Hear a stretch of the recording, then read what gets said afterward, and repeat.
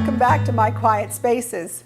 I'm so glad you're here this month, and especially because I have a friend that's going to be your guide for the month. Her name is Jane Herring, and she wrote the book, One Day I Wrote Back, which is just what it sounds like, writing back to God about the scriptures and some of the questions that she had. Now, Jane is also a Presbyterian pastor, and she pastors a small church in the hills of Tennessee. The church itself is over 100 years old, so that's quite an experience for her. As well, she teaches meditation classes.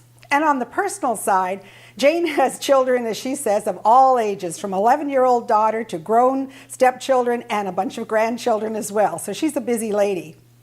This month, she's going to show you how to use creative writing to become a sacred space in your prayer life. So ladies, sharpen up your pencils, get out your notepads. You're in for a wonderful month with Jane Herring. So I'm so excited about being part of this project, My Quiet Spaces. And what I offer you is how to use writing as a sacred space itself. For me, writing really helps me get quiet inside, no matter what's going on outside of me.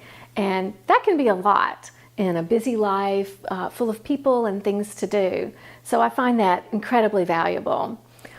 While you're developing your sacred space at home, your quiet space, I'm doing the same thing. And I like to keep in my quiet space a big hardback journal and a nice full cup of my favorite pens and pencils.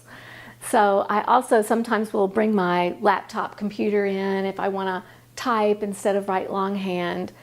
But I spend a lot of time away from home, and sometimes I need a sacred space, a quiet space, when I'm out and about in my day. So one of the things I like to do is I keep a journal with me, just something light that I can pop into my purse or my book bag and take with me. So it's kind of like taking my sacred space with me as I go. I spend time in the pickup line, waiting for my daughter to get out of school. I have time in between appointments, time in between pastoral care visits, and sometimes it's just a quick moment in the car. I finished my grocery shopping and inspiration strikes, or I get an answer to a prayer I've been pondering for a while, or an old feeling comes up. You know, I realize, oh, I didn't know that was bothering me, and I just take a moment to write it down, and I know I can take this to God intentionally in my sacred space when I've got that time, but I've got it right here captured with me. So it's a great way to take quiet space with me wherever I am.